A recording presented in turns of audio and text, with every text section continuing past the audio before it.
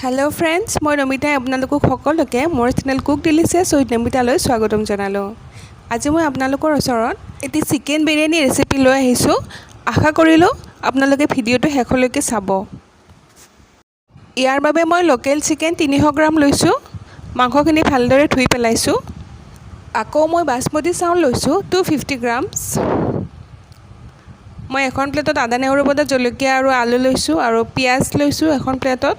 5-6টামান পিয়াজ মই সৰু সৰুকৈ কাটি লৈছো, কাটি এৰুৱাই লৈছো। বিৰিয়ানীৰ বাবে এনেকৈ কাটিব লাগে।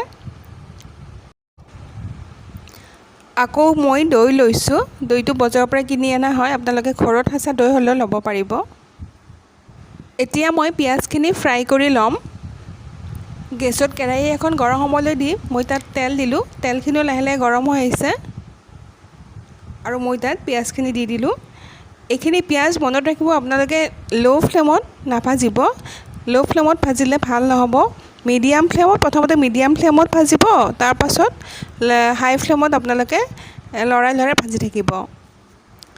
এতিয়া আমি ইয়াক ৰংচুৱা হোৱালৈকে ভাজি থাকিম। বহুত বেছি গোল্ডেন ব্ৰাউন হ'ব নালাগে, যে কলা পৰি যোৱাৰ নিচিনাও হ'ব নালাগে, তেতিয়া টেষ্টটো বেয়া হৈ যাব।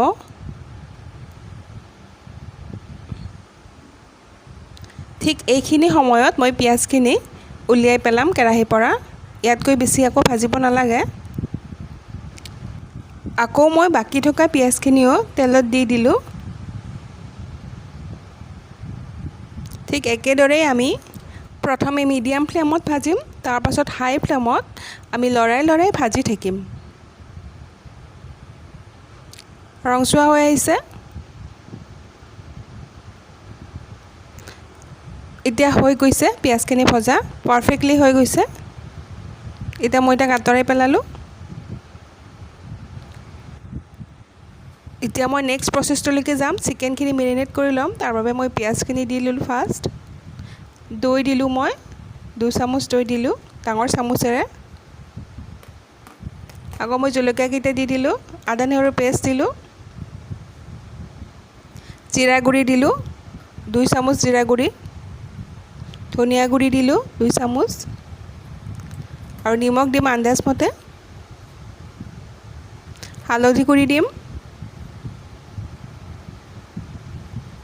আৰু ভালকৈ মিক্স কৰি পেলাম। ধুনীয়াকৈ সানি পেলাব লাগিব, যাতে মছলাখিনি মাংসৰ ভিতৰত সোমোৱাই যায়।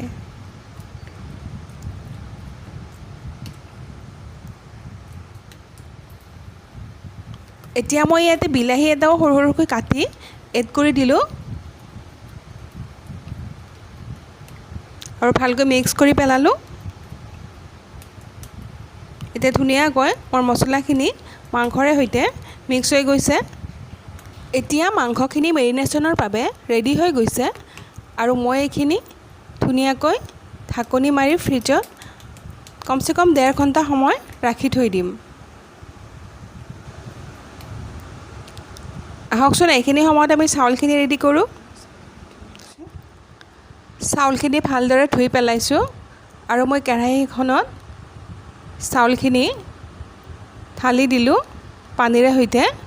আৰু অকণমান পানী লাগিব, পানী দিলোঁ মই। এতিয়া মই ইয়াতে তেজপাত দিম, লং, দালচেনি দিম,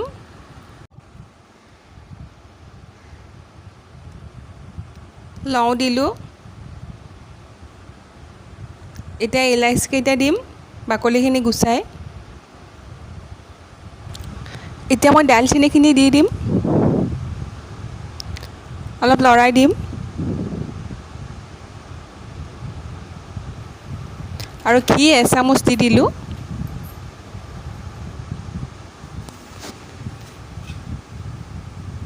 আকৌ লৰাই দিলোঁ। চাউলখিনি ধুনীয়াকৈ উতলিব ধৰিছে।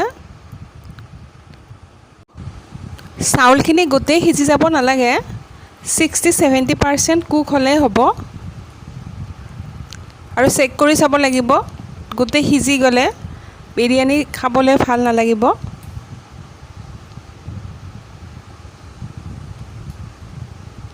এতিয়া চাউলখিনি দীঘল দীঘল হৈছে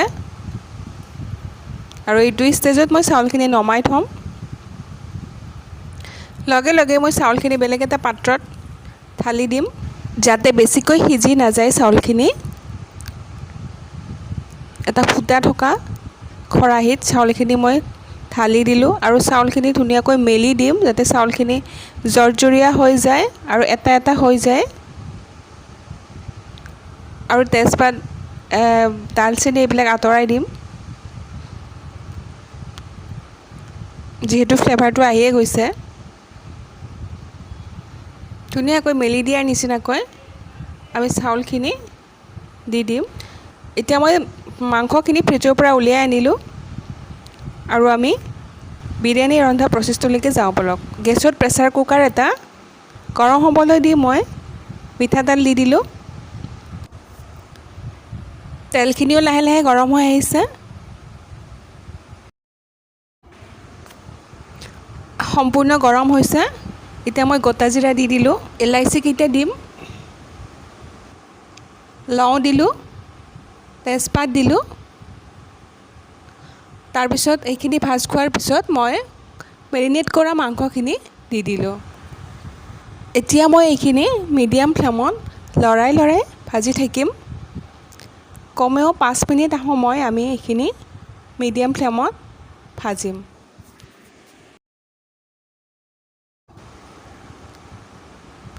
এতিয়া মই ইয়াতে চেনি দিলোঁ 1 চামুচ। সোৱাদটো এনহেঞ্চ কৰিবৰ বাবে মই ইয়াতে চেনি দিলোঁ। যিহেতু দৈ দিছোঁ, দৈটো টেঙা হ'ব পাৰে, গতিকে চেনি দিলে বেলেঞ্চ হৈ যাব। এতিয়া মই কুকাৰৰ ঢাকনি মাৰি 2টা চিটি আহিব দিম। যিহেতু লোকেল চিকেন 2টা চিটি দিম। ব্ৰইলাৰ চিকেন হ'লে 1টা চিটি হ'লেই হ'ব।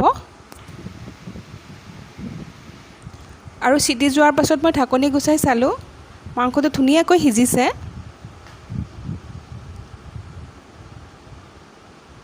ধুনীয়াকৈ সিজি গৈছে মাংসটো।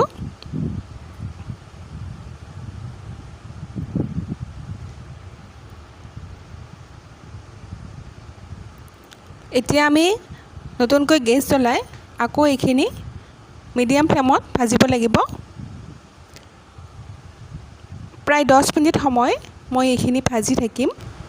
পানীখিনি শুকাব লাগিব, গ্ৰেভিটো অলপ ডাঠ হ'ব লাগিব। এতিয়া এইখিনি সময়ত মই সিজাই থোৱা চাউলখিনি ইয়াতে দি দিম ওপৰত। ধুনীয়াকৈ পাৰি দিয়াৰ নিচিনাকৈ মাংসখিনিৰ ওপৰত মই সজাই পেলাম।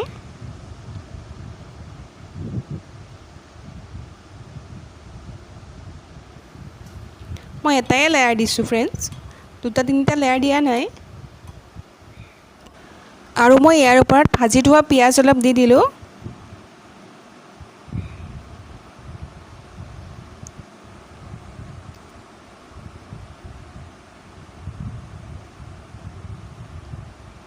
আকৌ মই ধনিয়া দিম। ধনিয়া আৰু পুদিনা পাতো দিব পাৰে আপোনালোকে। মোৰ ওচৰত পুদিনা পাত নাছিল কাৰণে মই দিয়া নাই। এতিয়া মই এইখিনি ঢাকনি মাৰি ল' ফ্লেমত 15 মিনিট সময় ৰাখি থৈ দিম। 15 মিনিট পিছত মই ঢাকনি গুচাই চালোঁ আৰু মোৰ বিৰিয়ানী ৰেডি হৈ গ'ল। দেখিছে ফ্ৰেণ্ডছ, চাউলবিলাক এতিয়া পাৰফেক্টলি কুক হৈছে আৰু ধুনীয়া এটা এটা হৈ আছে। তেন্তে আমি ইয়াক ছাৰ্ভ কৰোঁ বলক। দেখিলে ফ্ৰেণ্ডছ, ইমান কম সময়ত ইমান সহজতে মই চিকেন বিৰিয়ানী ৰেচিপিটো তৈয়াৰ কৰি পেলালোঁ। আৰু অতি কম মছলাযুক্ত এই ৰেচিপিটো হয়। মই জিৰা গুড়ি, ধনিয়া গুড়ি ব্যৱহাৰ কৰিছোঁ। আৰু এই জিৰা গুড়ি, ধনিয়া গুড়িখিনি মই ঘৰতে ড্ৰাই ৰোষ্ট কৰি গ্ৰাইণ্ড কৰি লওঁ। মই বজাৰৰ পৰা কিনা মছলাটো ব্যৱহাৰ নকৰোঁ। আপোনালোকেও ঠিক মোৰ ধৰণেৰে এই চিকেন বিৰিয়ানী ৰেচিপিটো বনাই চাবচোন, খুব ভাল পাব আপোনালোকে।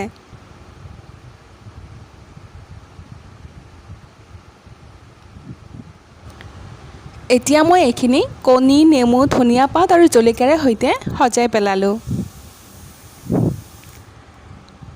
আপোনালোকৰ যদি মোৰ এই ৰেচিপিটো চাই ভাল লাগিছে তেন্তে মোৰ ভিডিঅ'টোত লাইক আৰু কমেণ্ট কৰি দিব আৰু লগতে মোৰ চেনেলটো ছাবস্ক্ৰাইব কৰি দিব, কাষতে থকা বেল আইকনটো টিপি দিব। আজিলৈ এৰিলোঁ ফ্ৰেণ্ডছ, ভালে থাকক, নিৰাপদে থাকক।